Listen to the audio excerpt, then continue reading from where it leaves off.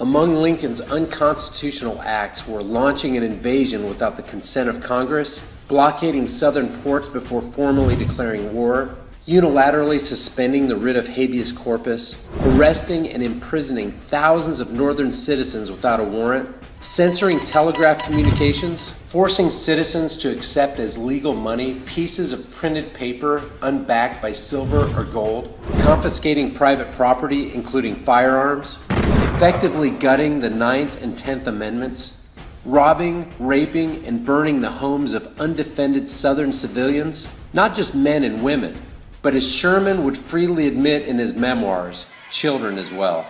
Even worshipful Lincoln biographers and historians called him a dictator. In his book, Constitutional Dictatorship, Clinton Rossiter devoted an entire chapter to Lincoln and calls him a great dictator. Quote, Lincoln's amazing disregard for the Constitution was considered by nobody as legal.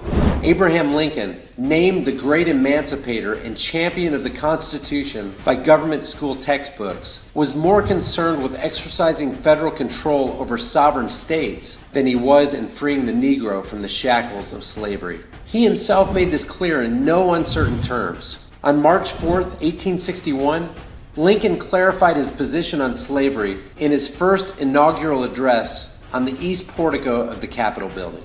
Quote, I have no purpose directly or indirectly to interfere with the institution of slavery in the states where it exists. I believe I have no lawful right to do so, and I have no inclination to do so.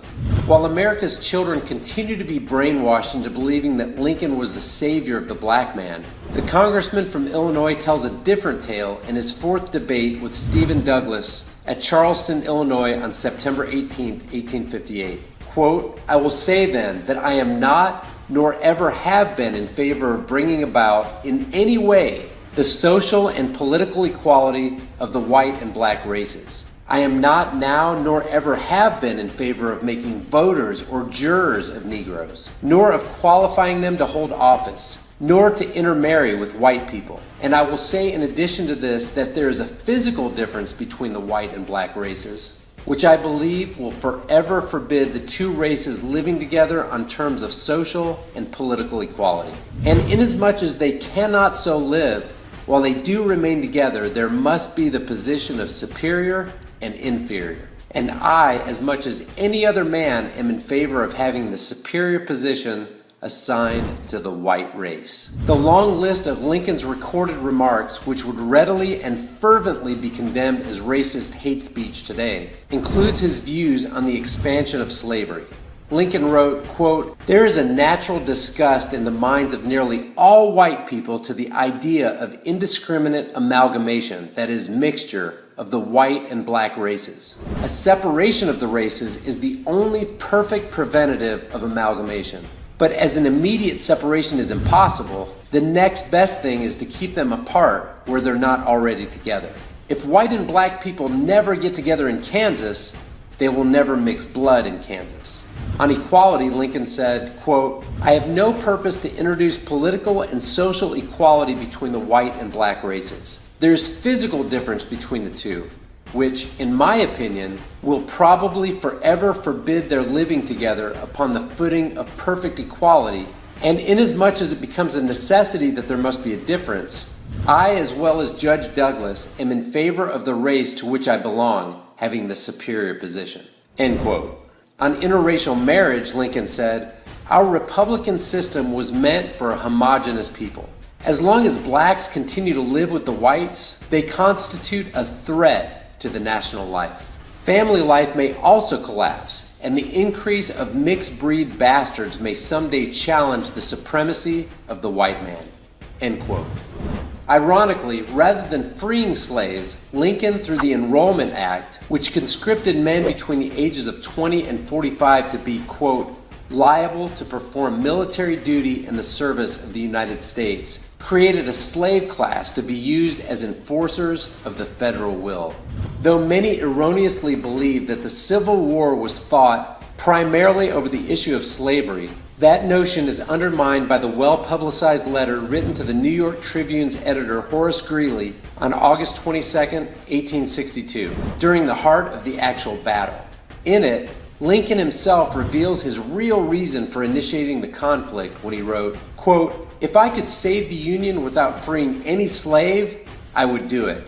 And if I could save it by freeing all the slaves, I would do it. And if I could save it by freeing some and leaving others alone, I would also do that. What I do about slavery and the colored race, I do because I believe it helps to save the Union." End quote.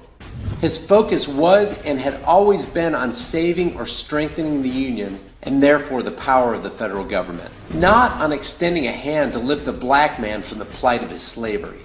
In the volume of his writings beginning in his first inaugural address, quote, "Saving the Union is synonymous with his desire to strengthen the grip of the federal government on any and all citizens, any and all territories, any and all states." State secession, as addressed in his speeches, was not only undesirable, it was unacceptable. And if it came to one state's desire to separate from his Union, he would, as seen by his instigation of the War of Northern Aggression, set out to teach them a lesson with the strong arm of federal power.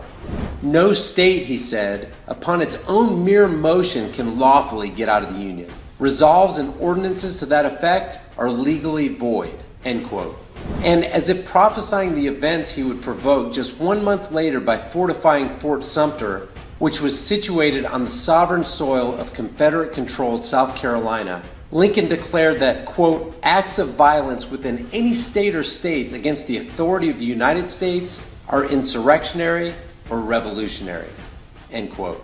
He also conveniently mentioned 40 days before the battle at Fort Sumter, quote, "There needs to be no bloodshed or violence, and there shall be none, unless it be forced upon the national authority." In April 1861, after repeated calls by the South Carolina government to evacuate Union troops from the newly seceded region went unheeded, Lincoln took opportunity to knowingly incite the South Carolinian troops to use force upon the national authority by sending supply ships to fortify Union-controlled Fort Sumter in Charleston Harbor. After Confederate troops fired on Fort Sumter, Lincoln, 18 days later, admitted in a letter to Captain G.V. Fox that he expected the retaliation, which he then used as the pretext to garner Northern support and launch a full-scale war against his own countrymen. In a May 1st, 1861 letter to Fox, Lincoln wrote, quote, "You and I both anticipated that the cause of the country would be advanced by making the attempt to provision Fort Sumter, even if it should fail.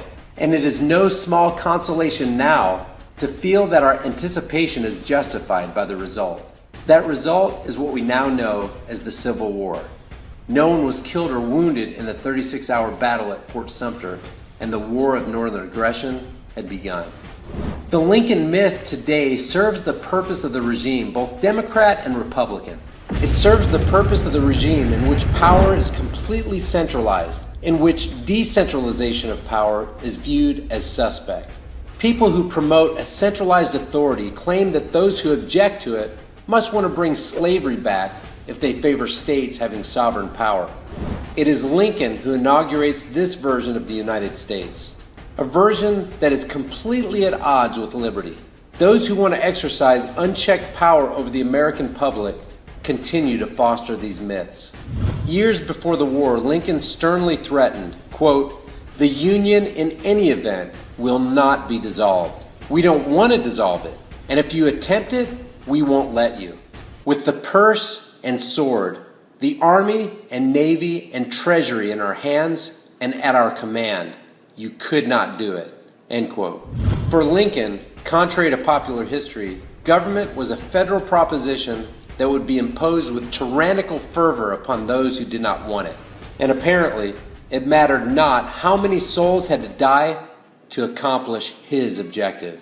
All the source links for this video can be found in the description box below.